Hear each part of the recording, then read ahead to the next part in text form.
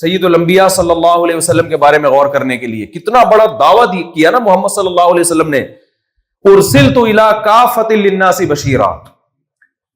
ایک یتیم پیغمبر جس کی ولادت سے پہلے باپ فوت ہو چکے ہوں, جو لکھنا پڑھنا نہیں جانتے, مکہ کے ایک گاؤں, یعنی ایک گاؤں زدہ شہر تھا وہ, وہاں پیدا ہوئے ہوں, اور ایجوکیشن سے دور قوم, وہ دعویٰ یہ کر رہے ہیں کہ میں ساری دنیا کے سارے انسانوں کے لیے پیغمبر ہوں, اللہ کا پیغام لے کر آیا ہوں, اور ساری دنیا کے سارے انسان جب تک مجھے فالو نہیں کریں گے وہ کامیاب نہیں ہو سکتے. یہ دعویٰ یا تو کوئی دیوانہ کر سکتا ہے یا وہی کر سکتا ہے جو واقعی اللہ کا پیغمبر ہو. اتنا بڑا دعویٰ یا تو 100% جھوٹ ہے, معاذ اللہ, نقل کفر نباشت, اور اگر سچا ہے تو یہ چھوٹا دعویٰ نہیں ہے, اس سے بڑا دعویٰ اس دنیا میں آج تک کسی نے نہیں کیا. دنیا میں کوئی شخص ایسا نہیں گزرا جو یہ کہتا ہو کہ جب تک مجھے فالو نہیں کرو گے آپ کامیاب نہیں ہو سکتے. اور دعویٰ کہاں کیا جا رہا ہے؟ ایک ایسی سرزمین میں جہاں 4 آدمی بھی آپ پر ایمان نہیں لے کر آئے. حضرت حکیم اختر صاحب رحمہ اللہ تعالیٰ بڑے اللہ والے بزرگ گزرے, بڑی پیاری بات کیا کرتے تھے کہ علوم نبوت یہ دلیل نبوت ہے. علوم نبوت جو ہے نا, نبی کے جو علوم ہے نا, نبی کی جو باتیں ہیں, یہی آپ کے نبی ہونے کی سب سے بڑی دلیل. اتنا کانفیڈنس ہو نہیں سکتا کسی جھوٹے پیغمبر میں, ہو نہیں سکتا, ناممکن ہے. اس وقت یہ دعویٰ کیا جا رہا ہے کہ جب کوئی سننے کے لیے تیار نہیں, اور آپ کہہ رہے ہیں تم مکہ تو دور کی بات, قیامت تک آنے والے تمام انسانوں کے لیے, کالے گورے, مرد عورت, غلام مالک, جاپان والے, فرانس والے, امریکہ والے, سویڈن والے, ڈنمارک والے, پاکستان والے, انڈیا والے, بنگلہ دیش والے, ساری دنیا کے سارے انسانوں کی نجات صرف اور صرف اس پیغام میں ہے جو میں لے کر آیا ہوں. آپ بتاؤ اس سے بڑا دعویٰ دنیا میں کسی نے کیا ہوگا؟ کوئی اسکالر یہ دعویٰ کر سکتا ہے؟ بہت ہی پڑھا لکھا سائنسدان ہو. یہ دعویٰ تو نہ آئنسٹائن نے کیا, نہ نیوٹن نے کیا. کوئی دنیا میں ایسا فلاسفر پروفیسر نہیں گزرا ہوگا جو اتنا بڑا دعویٰ. ہاں وہی کرے گا جس کی دماغ کیا ہو جائے گا, پاگل گھوم رہے ہوتے ہیں نا, اوٹ پٹانگ باتیں کر رہے ہوتے ہیں. ہم تو کہتے ہیں, ہنستے ہیں, ہم کہتے ہیں پاگل ہے بھائی, جانے دو اس کو. جیسے بڑے بڑے دعوے کرتے ہیں نا ہیروئن جی. ایک ہیروئن جی سے پوچھا نا کہ ہم نے سنا ہے کہ تم اپنے آپ کو یہ سمجھتے ہو کہ ہم چاند پہ پہنچ چکے ہیں. جب پیتے ہیں تو تم یہ دعویٰ کرتے ہو کہ ہم کہاں ہیں. جب تم پیتے ہو تو پی کے تم یہ دعویٰ کرتے ہو کہ ہم زمین پہ نہیں ہیں, ہم کہاں ہیں, چاند پہ. چاند پہ تو نیل آرمسٹرانگ گیا تھا نا, تو وہ تو کتنی محنت کے بعد گیا تھا نا چاند پہ. بہت اربوں خربوں روپے لگے تھے, اور ٹریننگ تھی, اور اس کی پڑھائی تھی, وغیرہ وغیرہ کے بعد پہنچا تھا نا وہ. تو ہمارے یہاں جو ہیروئن چی ہیں ان کا یہ دعویٰ ہے کہ ہم ہیروئن پی کے کہاں پہنچ جاتے ہیں, ڈائریکٹ چاند. تو کسی ہیروئن چی سے پوچھا کہ سنا ہے کہ تم پینے کے بعد چاند پہ پہنچتے ہو. اس نے کہا سنا کی کیا بات ہے, ابھی کہاں بیٹھ کے انٹرویو دے رہا ہوں میں. ابھی میں جو انٹرویو دے رہا ہوں کہاں بیٹھ کے دے رہا ہوں, چاند پہ تو بیٹھا ہوں میں. تو اب دیکھو, آپ کو ہنسی آئی اس بات پہ, کیونکہ اتنا بڑا دعویٰ یا تو نیل آرمسٹرانگ کر سکتا ہے یا کوئی ہیروئن چی کر سکتا ہے. کیا خیال ہے بھائی؟ بڑے بڑے دعوے یا تو کوئی بہت سمجھدار کرے گا جو سچا ہوگا, یا کوئی ایک نمبر کا جھوٹا ہوگا. ہاں درمیانے درجے کے جو دعوے ہیں نا, وہ کبھی صحیح لوگ بھی کر رہے ہوتے ہیں, کبھی غلط لوگ بھی کر رہے ہوتے ہیں, لیکن وہ پاگل نہیں ہوتے. جیسے ایمانداری کے دعوے, بھائی مجھے جو پیسے دو گے میں 1-1 روپیہ واپس کروں گا, اس کے بعد جب لیے تو اس کے بعد آج تک واپس نہیں کیے. لیکن پاگل نہیں ہے, عقل مند ہے, لیکن چھوٹے چھوٹے بڑے بہت بڑے دعوے, بہت ہی بڑے دعوے, یا تو یہ وہ کر سکتا ہے جو واقعی سچ بول رہا ہو, کیونکہ اس کو پتا ہے کہ میرے دعوے پہ لوگ ہنسیں گے, یا وہ کر سکتا ہے جس کا اوپر کی کھوپڑی صحیح کام نہ کر رہی. اب یہاں ایک صاحب نے بتایا کہ میری بیوی جاپانی ہے, اور میں اس کو آپ کے بیان سمجھاتا ہوں, وہ بڑی ہستی ہے بیان میں, لیکن کچھ چیزوں کا ترجمہ اس کو سمجھانا بڑا مشکل ہوتا ہے. تو اس میں سے ایک لفظ ہے کھوپڑی. کہہ رہے ہیں جب میں کھوپڑی کا ترجمہ جیپنیز میں سر سے کرتا ہوں تو وہ بات بنتی نہیں ہے. تو کچھ اردو کے لفظ ہیں, وہ کسی زبان میں کوئی مائی کا لال اس کا ترجمہ, جیسے پنجابی میں کچھ گالیاں ایسی ہیں کہ ان کا ترجمہ کر کے گالی کا مقصد ہی ختم ہو جائے گا. یہاں کسی جاپانی سے پڑھا ہوا کسی پنجابی بھائی کا, وہ کہتے ہیں اس نے اس کو کوئی والدہ اور سسٹر کی گالیاں دینا شروع کر دی, تو جاپانی نے اس کا ترجمہ پوچھا کہ کیا مطلب ہے. تو اس نے کہا بھائی, پھر جاپانی نے بولا بھائی غلطی میری ہے, تو میری سسٹر کو برا بلا کیوں کہہ رہے ہو تم, اس کی سمجھ میں نہیں آ ہی نہیں رہا. کہہ رہے میری سسٹر تو اپنی لائف کو انجوائے کر رہی ہے, اس کا تو کوئی لینا نہیں, اس کو بہت مشکل ہو گیا سنبھالنا جو ہے نا. تو اتنے بڑے بڑے دعوے وہی شخص کر سکتا ہے جو یا تو سچا ہو یا اس کا دماغ کام نہ کر رہا ہو. تبھی نبی صلی اللہ علیہ وسلم جب یہ دعویٰ کیا آپ صلی اللہ علیہ وسلم نے, ارسلت الی کافۃ للناس, ساری دنیا کے سارے انسانوں کی طرف اللہ نے مجھے میسنجر بنا کے بھیجا ہے, تو مشرکین مکہ نے کہا کہ مجنون ہیں, دیوانے ہیں.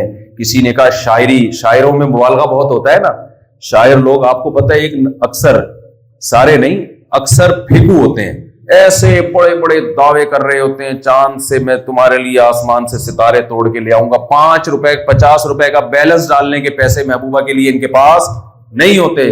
باتیں کیا کریں گے, آسمان سے تمہارے لیے ستارے توڑ کے لاؤں گا.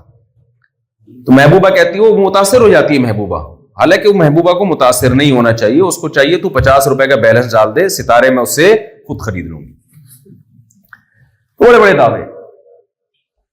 لیکن محمد صلی اللہ علیہ وسلم کو وہ کیا کہتے تھے, کبھی کہتے تھے دیوانے ہیں, کبھی کہتے تھے جادوگر ہیں. جادوگر کیوں کہتے تھے؟ کسی بھی دیوانے کو کوئی بھی سمجھدار آدمی فالو نہیں کرتا. کسی پاگل کے پیچھے آپ نے دیکھا کہ کچھ, ہمارے یہاں تو ایسے بہت ہیں الحمدللہ, ایسے پاگل ہیں جن کو بڑے بڑے سمجھدار لوگ فالو کر رہے ہیں, لیکن نارملی ایسا ہوتا نہیں ہے. پاکستان میں جو جتنا بڑا پاگل ہوگا نا روحانیت کے نام پہ, وہ اتنا فیمس ہو جائے گا. جن چڑیل بھوت بگانے والے ایک بھی نارمل نہیں ہوتے, خوب سمجھ لو, یہ سارے پاگل ہوتے ہیں. کچھ پاگل ہوتے ہیں, کچھ پاگل بنا رہے ہوتے ہیں, پاگل ہوتے نہیں. یہ عملیات کرتے ہیں نا روحانی عامل لوگ. یہاں آپ لوگ جاپان میں خدا کا واسطہ کسی تعویذ گنڈے والے کو, روحانی عامل کو گھسنے نہیں دینا. عزم کرو سب مل کے نا, بیعت کرو آپس میں, ورنہ میں یقین سے کہوں یہاں جنات بھی آئیں گے, چڑیلے بھی آئیں گی, بھوت بھی آئیں گے. یہ بتاؤں میں آپ, ابھی تک میں نے کوئی رپورٹ نہیں سنی کسی جاپانی پہ کوئی جن بھوت چڑیل جادو, جٹھانی نے یہ کر دیا, ان کی تو جٹھانیاں ہوتی بھی نہیں ہے, لیکن یہ کر دیا, فلانی نے یہ کر دیا, یہ کر دیا, نہیں ہے رپورٹ. آپ کے ساتھ ذرا سا نفسیاتی مسئلہ ہوا, ڈاکٹر کے پاس جانے کے بجائے اگر آپ نے پاکستان سے بلوا لیا نا کہ بڑے بزرگ ہیں وہ روحانی علاج کرتے ہیں, بلوا لیا, تو میں ریٹن آپ کو لکھ کے سائن کر کے چلا جانے کے لیے تیار ہوں کہ یا جاپان میں جیپنیز کم ہوں گے, جن چڑیل بھوت یہ زیادہ ہوں گے. یہ بتا دوں میں آپ, ان کی لیبارٹریوں میں بھی جن گھسیں گے, دیکھنا. یہ جب سیارہ بھیجیں گے نا خلا میں, ہٹ جائے گا, تو جیپنیز پتہ ہے کیا کہیں گے؟ ابھی جب ان کا کوئی حادثہ ہوتا ہے تو سارے ماہرین مل کے بیٹھتے ہیں کہ فالٹ کیا تھا, اس فالٹ کو دور کرتے ہیں. لیکن جب روحانی عامل یہاں آ گئے نا پاکستان سے اور انڈیا سے, تو پھر یہ کہیں گے یہ جو اوپر جہاز گیا ہے نا, اصل میں یہ کوئی آسیب ہے اس کے اوپر, بالکل ٹھیک تھا, فٹ فاٹ تھا, بٹن دبایا اوپر گیا, دھم سے جا کے پھٹ گیا, تو یہ کوئی لگتا ہے کہ کسی نے کچھ کر دیا ہے. پھر کوئی ان کو بتائے گا یہ چیز اتنی دفعہ ہو, یوں کر کے پڑھو, پھر یہ چیز اتنی دفعہ, 331.5 دفعہ یوں پڑھو, 631 دفعہ یہ پڑھو. بھائی 31 30 کہاں سے یہ عدد لے کر آ رہا ہے, کوئی پوچھنے والا نہیں ہے. ان لوگوں کو مت آنے دو, یہاں پہ برباد کر دیں گے. تو خیر, تو محمد صلی اللہ علیہ وسلم نے اتنا بڑا دعویٰ کر دیا, اتنا بڑا دعویٰ, نہ لکھنا. یہ دعویٰ کوئی چلو اسکالر کرتا, کوئی یونیورسٹی میں پڑھا ہوا کرتا, وہ کہتا ہے میرے پاس ایک ایسا نظام ہے جو انسانیت کی نجات کا واحد راستہ ہے, تو بھی ہم کہتے ہیں بھائی تھوڑا پڑھ لکھ کے, تھوڑا کیا ہو گیا, جیسے کچھ لوگ پڑھ لکھ لیتے ہیں نا زیادہ, تو اوپر کی سیٹنگ ان کی بھی کیا ہو جاتی ہے, آؤٹ ہو جاتی ہے. ہر چیز کو بالکل ٹیکنیکل, تو وہ جیسے ہمارے یہاں بعض ماہر نفسیات ہیں, سب نہیں, وہ نفسیات اتنا زیادہ پڑھ لیتے ہیں کہ وہ ہر ایک کو نفسیاتی مریض سمجھنا شروع کر دیتے ہیں. اب وہ ہر ایک کو بڑے طریقے سے سمجھائیں گے. بچے کی دیکھیں, وہ میں نے ایک ماہر نفسیات کا, وہ میں اس کی ویڈیو سن رہا تھا, وہ لوگوں کو بتا رہا تھا کہ بچے پہ دیکھیں سختی نہ کریں, کیونکہ ہوتا یہ ہے کہ بچے جب اسٹریس میں جاتا ہے تو اس کے اسٹریس والے ہارمونز بڑھ جاتے ہیں. اسٹریس والے جب ہارمونز بڑھتے ہیں تو جب آپ بچے کو کوئی بات سناتے ہیں تو سماعت کمزور ہو جاتی ہے جب اسٹریس ہارمونز بڑھتے ہیں. وہ پوری ٹیکنیکل پوری نا, ابے بھائی کون سا تربیت کا تم اتنا پیچیدہ کر کے بنا دیا. میں نے کہا اگر بچے پہ ہمیں غصہ آ رہا ہے, بار بار ایک ہی مسٹیک کر رہا ہے, اس کے ہارمونز کی فکر ہے, ہمارے ہارمونز کا کوئی خیال ہے ہی نہیں. ہمارے جو بڑھ رہے ہیں اور بڑھ بڑھ کے کھوپڑی سے باہر نکل کے گر رہے ہیں اور ٹرانسفر ہو رہے ہیں دوسروں میں, اس کی کوئی فکر ڈاکٹر صاحب کو نہیں ہے. ٹھیک ہے بچوں پہ سختی نہیں کرنی چاہیے, لیکن ہر چیز میں اعتدال کیا ہے, ضروری ہے. ابھی دیکھو ہمارے یہ دوست ہے نا, ان کی چھوٹی بچی ہے, میں نام نہیں لوں گا ان کا, ان کی چھوٹی بچی ہے, انہوں نے بتایا کہ یہاں جو ہے نا وہ تھوڑی سی اسٹریس میں, عجیب سی ڈپریشن میں جا رہی ہے, ڈر جاتی ہے ذرا ذرا سی باتوں پہ. میں نے کہا اس بچی کو, یہ پشاور کے, میں نے کہا بچی کو پشاور بھیج دو, کیونکہ بچی کے ساتھ کوئی کھیلنے کودنے کے لیے بچہ نہیں ہے. میں نے کہا اس بچی کو بھیجو پشاور, وہاں اس کی کزنیں اور اس کی جو رشتہ دار اس کی عمر کی رکھ رکھ کے لگائیں گی چماٹے, ماریں گی نا وہ, یہ بھی لگائے گی. بچے تو کھیلتے ہیں, بچوں کو کون روک سکتا ہے, یہ بھی مارے گی وہ بھی ماریں گے. تھوڑے دنوں میں ہارمونز کی سیٹنگ آٹومیٹیکلی کیا ہو جائیں گے, سارے سافٹ ویئر اپڈیٹ ہو جائیں گے, ری انسٹال ہو جائیں گے سارے. میں نے کہا ابھی یہ کام کر لو, بڑی عمر میں یہ کام نہیں ہو سکتا. تو جن بچوں کو یہاں اسٹریس ہو رہا ہے نا, پاکستان کا ایک چکر لگا کے اپنے کزنوں میں چھوڑ دیا کریں, ان کو بہن بھائیوں میں کزنوں میں چھوڑ کے واپس لے کر آئیں. بالکل دیکھو ہم بہن بھائیوں میں کھیلے کودے ہیں نا, ٹینشن دینا جانتے ہیں الحمدللہ, کوشش یہ ہوتی ہے کہ ٹینشن کسی سے لے نہیں. ہم تو مار بھی کھائی ہم نے, بھائیوں سے بھی, ابا سے بھی پیٹے ہیں, پیٹا بھی ہے, مارا بھی ہے, زیادہ نہیں ہو یہ حد سے زیادہ نقصان دہ. تو اتنا پیچیدہ بعض چیزوں کو بنا دیا ہے نا, کیونکہ زیادہ پڑھنے سے اگر عقل نہیں ہے اور صرف پڑھائی ہی پڑھائی ہے تو اوپر کی سیٹنگ کیا ہو جاتی ہے, آؤٹ. جیسے جو لوگ ہر وقت صحت کے کلپ دیکھتے رہتے ہیں نا, ہیلتھ, یہ کھانا ہے یہ نہیں کھانا, یہ کھانا ہے یہ نہیں کھانا, ٹینشن سے ہی صحت برباد ہو جاتی ہے ان کی. ہر چیز میں اعتدال کیا ہے, ضروری ہے. تو وہ ایک ڈاکٹر ہے ہمارے یہاں, ان کے کلپ بہت آتے ہیں, بہت زیادہ صحت کے بارے میں نا, یہ کھائیں پھر یوں کھائیں پھر ایسا کھائیں پھر یہ والا وٹامن. تو نیچے ایک سردار جی ہوتے ہیں نا سکھ, اس نے کمنٹ کیا, اچھا وہ ریسرچ, بڑے ریسرچ پیپر بھی ہوتے ہیں ساتھ ساتھ, امریکہ کے ڈاکٹر کی یہ ریسرچ ہے, وہ تو آدمی اور پاگل ہونا شروع ہو جاتا ہے یار, یہ ہر بات ریسرچ سے کر رہے ہیں. نیچے ایک سردار جی نے لکھا ہوتا ہے, چھڈو پاؤ جی کوئی اور کام کرو, لوگوں کو جینے دو. مجھے بڑا اچھا لگا اس کا انگلش میں نا, ایسے پنجابی لکھی ہوئی تھی, چھڈو پاؤ جی لوگوں کو جینے دو. مجھے بڑا اچھا لگا.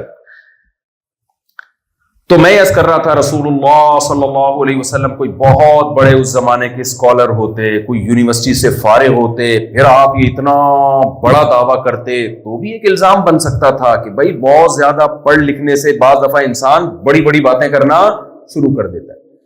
قرآن کیا کہتا ہے, وَمَا تَخُطُّهُ بِيَمِينِكَ إِذًا لَارْتَابَ الْمُبْطِلُونَ. محمد صلی اللہ علیہ وسلم کے ہاتھ نے کبھی الف با کی لکیر نہیں کھینچی. اگر ایسا کیا ہوتا تو تم کہتے, تم شک میں پڑ جاتے کہ یہ جو قرآن پیش کر رہے ہیں, یہ جو قانون پیش کر رہے ہیں, یہ ہو سکتا ہے ان کا گڑا ہوا ہو. اللہ کہتے ہیں جس شخصیت نے الف اور با کبھی لکھا نہیں, جو الف اور با کا فرق نہیں جانتے, وہ اتنا زبردست ضابطہ حیات کیسے پیش کر سکتے ہیں؟ ایسا قانون محمد صلی اللہ علیہ وسلم نے پیش کیا 1400 سال کے بعد. اگر جاپان والے نجات چاہتے ہیں اس ٹینشن میں جس میں یہ پڑ چکے ہیں, اس سے نکلنا چاہتے ہیں, تو ان کے پاس بھی اس قانون کے علاوہ کوئی آپشن نہیں ہے. سب کچھ ہونے کے باوجود بھی میں جب بعض حالات سنتا ہوں تو حیران ہو جاتا ہوں, جو دیکھتا ہوں حالات حیران ہو جاتا ہوں.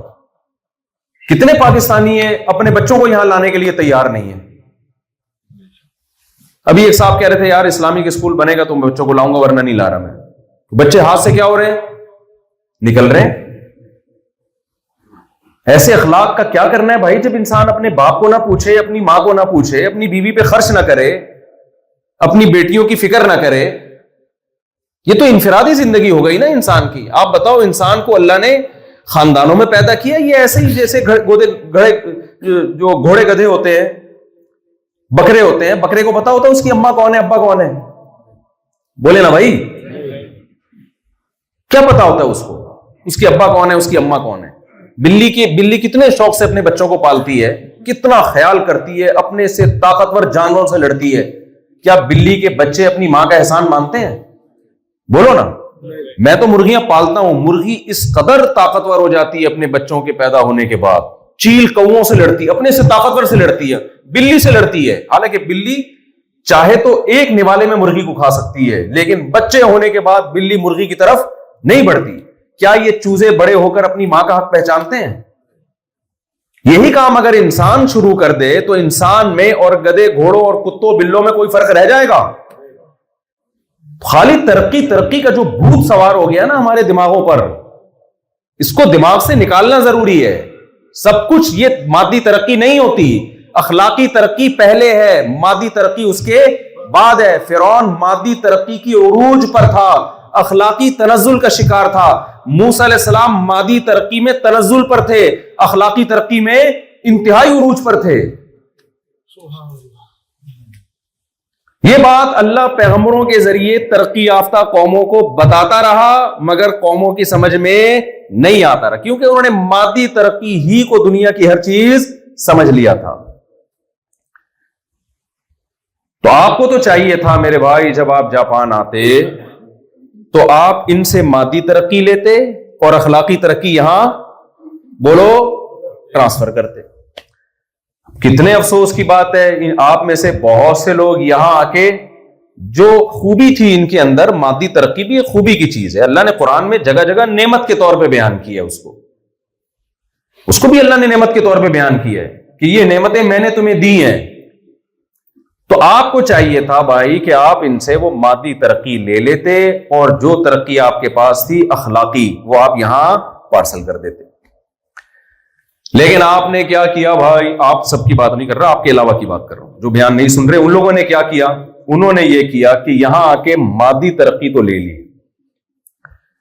اور دو جرم ان سے ہوئے۔ نمبر ایک، اسی مادی کو سب کچھ سمجھ بیٹھے، اور جو ان میں اخلاقی تنزل تھا اس کی بھی تعویلات کرنا شروع کر دی۔ میں تو سیکولر اور لبرل لوگوں سے جب ملتا ہوں نا، میں جب بتاتا ہوں یار ایسے اخلاق کا کیا کرنا ہے جس میں انسان اپنے باپ کو چھوڑ کے 18 سال کی عمر میں چلا جائے، کیا کرنا ہے ایسے اخلاق، تو بجائے اس کے کہ وہ اس جرم کو جرم مانے، وہ کہتے ہیں او بھائی یہ تمہارے بکھیڑے ہیں، یہ پاکستانیوں کے ابا اماں بہو ساس، یہ اس ٹینشنوں سے کیا ہو چکے ہیں، آزاد، یہ ان ٹینشنوں سے کیا ہیں، آزاد۔ تبھی ان کے یہاں جھگڑا نہیں ہوتا، یہ گرل فرینڈ بوائے فرینڈ کی لائف ہے، جھگڑا نہیں ہوتا۔ تم لوگ کے بیویوں کے مسئلے ہیں، ساسوں کے مسئلے ہیں، سالہ تو نام ہی سالے کا سالہ ہے، اور کیا بولے آدمی اس کو، سالے کو، اس کا تو نام کسی نے سوچ سمجھ کے سالہ رکھا ہے، ایسے ہی تھوڑی رکھ دیا۔ گرل فرینڈ کا بھائی سالہ نہیں ہوتا، وہ ٹینشن نہیں ہے وہ۔ تو ہمارا جو سیکولر اور لبرل طبقہ ہے نا، وہ ان کی خوبی کو تو خوبی کہتا ہے، لیکن ایسا ذہنی غلام بن چکا ہے کہ ان کی خامی کو بھی کیا کر رہا ہے، خوبی بنا کے پیش کر رہا ہے۔ کیا ٹینشن ہے تم لوگوں کی یار، وہ کہتے ہیں یہ جو انڈیویجولی لائف گزارتے ہیں یہی تو لائف ہے، پیسہ پیسہ۔ بھائی یہی اگر لائف ہے تو سکون مارکیٹ میں شارٹ کیوں ہے؟ میں تو زیادہ واقعات بھی نہیں بتا سکتا، میری ہر چیز ریکارڈ ہوتی ہے نا، تو میں تو تمیز سے بہت رہوں گا۔ تو مادی ترقی ایک خوبی ہے، اخلاق سے بات کرنا یقیناً ایک خوبی ہے، ہم اس خوبی کے منکر نہیں ہیں۔ جو ان کے اندر خوبیاں ہیں وہ تو مانو بھائی، وہ ہیں خوبیاں۔ نبی صلی اللہ علیہ وسلم نے فرمایا مسکرا کے بات کرنا کیا ہے، صدقہ۔ تو یہاں گالی سے بات نہیں کرتے، کس سے بات کرتے ہیں، مسکرا کے۔ اچھی چیز ہے، فالو کرنا چاہیے۔ لیکن یہاں ہماری ینگ جنریشن جب آ رہی ہے تو جو نعمت آپ کے پاس تھی ان کو دینے کے بجائے دو گڑبڑے۔ نمبر ایک، جو چیز ان کے پاس نہیں ہے اس کی بھی تعویلات کرنا شروع کر دی، اور دوسری بات یہ کہ پھر اس میں ان کو فالو کرنا بھی شروع کر دیا، یہ سمجھ کے کہ اصل ترقی یہی ہے۔ تو ہمارا جو لبرل اور سیکولر طبقہ ہے نا، وہ یہی کہتا ہے یار کیا ہے، کیا ضرورت ہے، ابا اماں اولڈ ہاؤس ہے نا، اتنے اچھے خوبصورت بنے ہوئے ہیں، اتنا کیئر ہوتی ہے اس میں، اور اتنی تمیز سے ان کا سارا سیٹ اپ چل رہا ہوتا ہے، اور ہماری ٹینشن گرل فرینڈ سے دور ہو جاتی ہے، تو بیوی پالنے کی ہمیں کیا ضرورت ہے، بچے کی یہ۔ اور بعض لوگ، میں جب سوئٹزرلینڈ گیا نا تو میں نے وہاں گاڑیوں میں دیکھا ایک ہی بندہ گاڑی میں گاڑیوں میں ایک بندہ ہی بیٹھا ہوتا ہے، بہت زیادہ ہوا اس کے ساتھ فرنٹ سیٹ پہ دوسرا۔ اور ہمارے یہاں جب ہم کسی تفریحی مقام پہ مری میں جاتے ہیں تو کھڑکیوں سے بچے نکل کے گر رہے ہوتے ہیں باہر، ڈگی میں الگ بھرے ہوئے ہوتے ہیں۔ تو میں نے کہا یار یہ ایک ہی، تو وہاں مجھے مقامی لوگوں نے بتایا کہ ہم نے ایسے لوگ دیکھے ہیں جو گاڑی جب سے خریدی ہے نا 5-10 سال ہو گئے، پچھلی سیٹ پہ کوئی بندہ آج تک بیٹھا ہے ہی نہیں۔ میں نے کہا یار یہ کیا زندگی ہے یار، اس سے تو وہ ٹھیلے والا اچھا ہے، گولے گنڈے والا ہمارا گھر جاتا ہے تو بچے اس کا انتظار کر رہے ہوتے ہیں، بیوی انتظار کر رہی ہوتی ہے اس کے، وہ گولا گنڈا کما کے جو بھی کر تھوڑا بہت خیال کر لیتا ہے اپنے بوڑھے باپ کو، گٹکے کے پیسے ہی دے دیتا ہے وہ، اور کچھ نہیں کر سکتا۔ تو اللہ اکبر، تو یہ کتنی بڑی حقیقت ہے کہ ایسی تنہائی کا کیا کرنا ہے۔ دیکھو بہت سے لوگ میں نے دیکھے اکیلے کھانا بھی نہیں کھاتے، کہتے ہیں یار کھانا کھانے کا مزہ تو جب ہے جب 4 آدمی بیٹھے، یہ نیچرل ہے، 4 دوست احباب بیٹھے ہو تو دال کھانے میں بھی مزہ آتا ہے۔ اکیلے بیٹھ کے آپ پیزا کھا رہے ہو وہاں بیٹھ کے کونے میں منہ دے کے، اکیلے بیٹھ کے برگر کھا رہے ہو، اس سے بہتر وہ دال ہے جو 4 آدمی مل جل کے کھا لیتے ہیں۔ تو میں نے وہاں سوئٹزرلینڈ میں نا، اب سوئٹزرلینڈ کے خلاف بولنے پر تو کچھ انشاءاللہ گناہ نہیں ملے گا مجھے، کیونکہ ابھی تو میں یہاں پر ہوں نا، جاپان میں ہوں. تو سوئٹزرلینڈ میں اب میں نے کیا دیکھا، پھر ہم لوگ وہاں گئے تو پتا چلا کہ اتنی بہترین جگہ جس پہ دنیا کہتی ہے دنیا کی جنت ہے وہ، لیکن رہنے والے جنت میں نہیں ہے. اتنی خودکشیاں کہ گورنمنٹ تنگ آ گئی ہے، گورنمنٹ نے تنگ آ کے خودکشی کو لیگل کر دیا ہے. میں ان نوجوانوں سے خطاب کر رہا ہوں، خاص طور پہ جو شراب کباب کی طرف جن کا دماغ روزانہ دل چاہتا ہے کہ ہم بھی کبھی نائٹ کلب میں جائیں، کسی جاپانی کو گرل فرینڈ بنائیں. رنگ رلیوں پہ زمانے کی نہ جانا اے دل، یہ خزاں ہے جو بانداز بہار آئی ہے. بعض دفعہ خزاں آتی ہے، اسٹائل بہار والا ہوتا ہے. بعض دفعہ دشمن آتا ہے، اسٹائل کس طرح دوستوں والا ہوتا ہے، پسٹل چھپائی بھی ہوتی ہے. اور جو دوست کے اسٹائل میں دشمن آئے وہ بہت زیادہ خطرناک ہوتا ہے. بعض دفعہ لڈو میں زہر رکھ کے کھلایا جاتا ہے بھائی. نافرمانوں کے لیے شراب کباب، زنا، گرل فرینڈ، یہ اصل میں لڈو ہیں جس میں اللہ نے کیا رکھا ہوا ہے؟ زہر، تاکہ دنیا میں بھی عذاب میں ہو اور آخرت میں بھی عذاب میں ہو. ان رنگ رلیوں کو دیکھ کر کبھی متاثر مت ہونا، بڑھاپا بہت خطرناک گزرے گا تمہارا، سسکیاں لے کے مرو گے تم. میں اپنی مسجد میں دیکھتا ہوں بوڑھوں کو، آتے ہیں ہاتھ میں تسبیح ہوتی ہے، نماز پڑھ رہے ہیں، تلاوت کر رہے ہیں، اتنا اچھا لگتا ہے ان کو دیکھ کے. اور کچھ ایسے بھی بوڑھے ہیں 24 گھنٹے ٹی وی کے آگے بیٹھے رہتے ہیں، پاؤں قبر میں لٹک رہے ہیں، مگر ٹی وی دیکھے بغیر ان کو سکون نہیں ملتا. تو بتاؤ وہ سکون میں، یہ وہ جو مسجد میں آ کے اللہ اللہ کر رہا ہے. ہمارے محلے میں ایک بزرگ تھے، عمر 80 سال ہو گئی ہوگی، ان کو کینسر ہوا، ڈاکٹر نے کہا کہ 1 سال کے اندر آپ کی ڈیتھ ہو جائے گی. تبلیغ جماعت کے، اچھا تبلیغ میں گئے کیسے؟ وہ اپنا واقعہ خود سنایا کرتے تھے، مجھ سے بڑی محبت کرتے تھے، اللہ ان کی مغفرت کرے. وہ کہیں سینما گھر میں نا فلم دیکھ کے آ رہے تھے، اپنے بچپن کا واقعہ بتا رہے. میری عمر 15-20 سال تھی، کراچی میں بڑے بڑے سینما ہیں، تو سینما گھر میں فلم دیکھ کے آ رہا، تو کہتے اب مجھے خطرہ تھا کہ میں جب گھر جاؤں گا تو ابا سے پٹوں گا. میں ابا سے کیا ہوگا؟ پٹوں گا. تو کہہ رہے ہیں میں نے سوچا کہ اچھا بہانہ ہے کہ مدنی مسجد چلے جاؤ، تبلیغی مرکز. تبلیغی مرکز میں آدمی جو نور ہے نا تھوڑا سا پیدا ہو جاتا ہے، ایک رات گزارنے کے بعد تھوڑا سا چہرہ نورانی ہو جاتا ہے، جو گناہ کیے ہوتے ہیں ان کی کالک تھوڑی سی ختم ہو جاتی ہے. کہتے ہوئے آج چلا گیا تو ایک تبلیغ کے بزرگ مل گئے. انہوں نے پوچھا بیٹا کہاں سے آ رہے ہو؟ میں نے بتایا جی فلم دیکھ کے آ رہا ہوں. یہاں کیسے آنا ہوا؟ ابا ماریں گے، کہاں تھا؟ تو کوئی بہانہ کرنا ہے. کہہ رہے ہیں بزرگ نے مجھے بڑا اکرام کیا، بہت محبت دی، بہت تمیز سے محبت سے مجھے سمجھایا، اور بالآخر سہروزے کی جماعت میں نکال دی. پھر ان کا بڑا وقت تبلیغ میں لگا، اللہ نے ان کو پلٹ دیا. سارے بیٹے ان کے داڑھی ماشاءاللہ، پوتے نواسے حافظ، اللہ نے اولاد بھی دی، پوتے نواسے بھی. تو یہ تو جوانی کا واقعہ تھا ان کا. اب بڑھاپے میں ان کی زندگی بڑی اچھی ماشاءاللہ گزر رہی، بچے بڑے خدمت گزار. ڈاکٹر نے ان سے کہہ دیا کہ بھائی 1 سال ہے آپ کا اور آپ کی ڈیتھ ہو جائے گی. میں نے ان کے چہرے پر ایک سلوٹ نہیں دیکھی. موت کی خبر سن کے اچھوں کے ہوش اڑ جاتے ہیں. انہوں نے کہا اپنے بیٹوں سے کہ دیکھو اب یہ میرا آخری رمضان ہے. جو رمضان آیا نا ان کا آخری تھا، ان کو یقین تھا میرا آخری رمضان ہے. تو بچوں دیکھو میں چاہتا ہوں اب آخری رمضان ہے تو لوگ 10 دن کا اعتکاف کرتے ہیں، میں پورے مہینے کا اعتکاف کروں گا. اب میں چاہتا ہوں یہ میرا ٹائم آخر میں کہاں اللہ اللہ کر کے گزرے. حالانکہ ان کے پاس تنہائی دور کرنے کے لیے ان کو روبوٹ کی ضرورت بولو نہیں، رینٹ بندہ کی ضرورت. اب پتہ نہیں یہاں جیپنیز میں اس کو کیا کہتے ہیں، رینٹ کار ہوتی ہے نا، تو رینٹ بندہ بھی ہوتا ہے، بندوں کی ضرورت نہیں. ہم نے یورپ میں دیکھا کسی بوڑھے کے ساتھ بیٹھ کے 4 منٹ بات کر لینا اس کا دل باغ باغ ہو جاتا ہے، وہ چاہتا ہے یار پیسے لے لو بیٹھو بات کرو. ان کے پاس گپ شپ لگانے کے لیے بیٹے بیٹیوں کی کمی نہیں ہے، پوتے پوتیوں کی کمی نہیں ہے، بہوؤں دامادوں کی کمی نہیں ہے. کیا کہہ رہے ہیں بھائی مجھے کہاں لے کے جاؤ؟ مسجد میں. کہہ رہے ہیں لوگ 10 دن کا اعتکاف کرتے ہیں، میں 1 مہینے کا اعتکاف کروں گا. میں چاہتا ہوں میرا آخری رمضان اچھا گزرے. تو میں تو کہ اس مسجد کا امام ہوں جس مسجد میں انہوں نے اعتکاف کیا. تو میں ان کو دیکھتا تھا، ان کے بچے صبح سحری لے کے آ رہے ہیں، شام کو افطاری لے کے آ رہے ہیں، اللہ اللہ کر رہے ہیں، اور اتنے خوش مزاج، اتنے سکون کی زندگی ان کی، اور اس پہ خوش ہیں کہ چلو آخری رمضان میرا زندگی کا. ابے بھائی آخری بولتے ہوئے آپ کی روح کانپتی نہیں ہے؟ تھر تھر آدمی کام نہیں لگتا؟ آج آپ کو کوئی لڈو کھلائے آپ خوش ہوں گے جی مفتی صاحب کراچی سے رسگلہ لے کر آئے ہیں، میں ان کے لیے مٹھائی لے کر آیا ہوں کراچی سے نا، لیکن میں بتا دوں یہ آپ جب رسگلہ دیکھ رہے ہو خوش خوش کھا رہے ہو، میں کہوں یہ آپ کی زندگی کا آخری لڈو ہے. اب بتاؤ کریلے سے زیادہ کڑواہٹ اس لڈو میں آئے گی کہ نہیں آئے گی؟